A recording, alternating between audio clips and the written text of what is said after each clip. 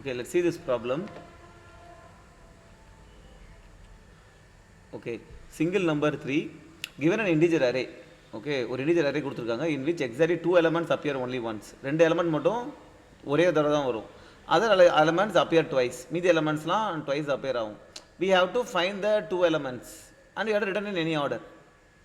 Okay, அந்த ரெண்டு element என்னவோ அந்த யூனிக்காக இருக்கிற ரெண்டு எலமெண்ட் மட்டும் ரிப்பீட் ஆகிற எலமெண்ட்டை கண்டுபிடிக்கணும். எந்த ஆர்டர்னா ரிட்டர்ன் பண்ணலாம். அப்புறம் லீனியர் டைம் காம்ப்ளெக்ஸில் இருக்கணும். ஒரு தடவை தான் லூப் ஓட்ட முடியும். அப்புறம் எக்ஸ்ட்ரா ஸ்பேஸ் யூஸ் பண்ணக்கூடாது. நீங்கள் ஹேஷ் மேப்பு ஹேஷ் செட்டு அது மாதிரி எக்ஸ்ட்ரா ஸ்பேஸ் எதுவும் யூஸ் பண்ணக்கூடாது. ஓகே, ஸோ இதை எப்படி சால்வ் பண்ணுறது அப்படின்னா, this is actually a very simple steps. Now let's see what ChatGPT tells. Okay, so பேசிக்காக நிறைய நம்பர்ஸ் இருக்குது. நம்ம நிறைய நம்பர்ஸை வந்து பார்த்திங்கன்னா இப்போ 1 1 3 அப்புறம் 2 2 5 இது எல்லாத்தையுமே நம்ம எக்ஸ்ஆர் பண்ணுறோம் அப்படின்னா, எக்ஸ்ஆர் ஆல் த நம்பர்ஸ் அப்படின்னா என்ன ஆகும்னா 1 1 0 ஆகிடும், இந்த 2 2 0 ஆகிடும். ஓகே, இந்த 3யும் 5யும் பார்த்திங்கன்னா எக்ஸ்ஆர் ஆகியிருக்கும். கரெக்டாக?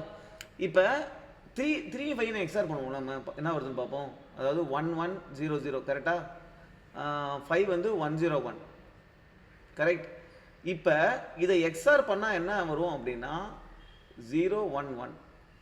ஓகே, அப்போ எக்ஸ்ஆர் பண்ணுற வேல்யூவில் என்ன இருக்கும் அப்படின்னா, எந்த பிட்டு டிஃப்ரெண்ட்டாக இருக்குது, ரெண்டு நம்பருக்குமே எந்த பிட்டு டிஃப்ரெண்ட்டாக இருக்கோ அதுதானே வரும் ஒன்றா. ரைட். ஸோ நம்ம முதல்ல இந்த ரிசல்ட்டில் எந்த பிட்டு ஃபஸ்ட்டு செட் ஆகிருக்குன்னு கண்டுபிடிச்சிடுறோம். ஒரு லூப் அடித்து இந்த இதில் எந்த பிட்டு, ஸோ செகண்ட் பிட்டு செட் ஆகிருக்கா. ஸோ இப்போ எந்த பிட்டு செட் ஆகிருக்குன்னா இந்த பிட்டு செட் ஆகிருக்கு அப்படின்னு இந்த நம்பரை எடுத்துக்கிறோம். இதுதான் டிஃப்ரென்ஸ் பிட். இந்த பிட்டு செட் ஆகிருக்கு. அதாவது இந்த பிட்டு வந்து ரிசல்ட்டில் செட் ஆகிருக்குன்னா என்ன அர்த்தம், இந்த பிட்டு அந்த 3லையும் 5லையும் டிஃப்ரெண்ட்டாக இருக்குன்னு அர்த்தம். கரெக்ட். ஸோ அப்புறம் என்ன பண்ணுறோம்னா நம்ம குரூப் பண்ண ஆரம்பிக்கிறோம். என்ன, திருப்பி லூப் அடிக்கிறோம். ஓகே, திருப்பி லூப் அடித்து இப்போ 1 இருக்குல்ல, 1 என்ன 0 0 1. ஓகேவா, இந்த பிட்டு செட் ஆகிருக்கான்னு பார்க்குறோம். செட் ஆகலையா, செட் ஆகலைன்னா அதை ஒரு குரூப்பில் போட்டுடுறோம். அதை பி கூட எக்ஸ்ஆர் பண்ணிக்கிறோம். ஸோ 1 வந்து பியோட எக்ஸ்ஆர் ஆகிட்டே வருமா. ஸோ 1 வந்து பியோட எக்ஸ்ஆர் ஆகிட்டே வரும். அப்புறம் அடுத்த 1 அதுவும் பியோட எக்ஸ்ஆர் ஆகும். இப்போ 3 வந்து பார்த்தீங்கன்னா இந்த பிட்டு செட் ஆகிருக்கா. ஓகே, செட் ஆகிருக்கு. செட் ஆகிருக்குன்னா அதை ஏவோட எக்ஸ்ஆர் பண்ணு. ஸோ 3 வந்து ஏவோட எக்ஸ்ஆர் ஆகிருக்கும். இப்போ 2 வந்து என்னது, இதுதான் 2 வந்து அந்த ரிசல்ட் இருக்குது. ஸோ 2 வந்து ஏவோட எக்ஸ்ஆர் பண்ணு, இது ஏவோட எக்ஸ்ஆர் ஆகும். இப்போ 5 அந்த பிட்டு செட் ஆகிருக்கா, செட் ஆகலை. இப்போ 5 வந்து பியோட எக்ஸ்ஆர் ஆகும். ஸோ லாஜிக் என்ன, உன்னுடைய ரிசல்ட்டில் எந்த பிட்டு செட் ஆகிருக்கோ அந்த பிட்டு 3லையும் 5லையும் டிஃப்ரெண்ட். ஸோ அந்த பிட்டு செட் ஆகிருந்தா ஒரு குரூப்பில் போடு, அந்த பிட்டு செட் ஆகலைன்னா இன்னொரு குரூப்பில் போடு. கரெக்டா?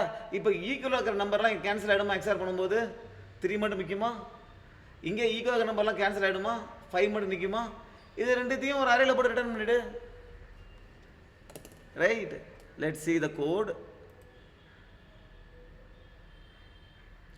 ஓகே, ஸோ ஃபஸ்ட்டு ஸ்டெப்பு எல்லாத்தையுமே எக்ஸ்ஆர் பண்ணிட்டேன், எக்ஸ்ஆர் பண்ணிட்டு வச்சுட்டேன். ஓகேவா,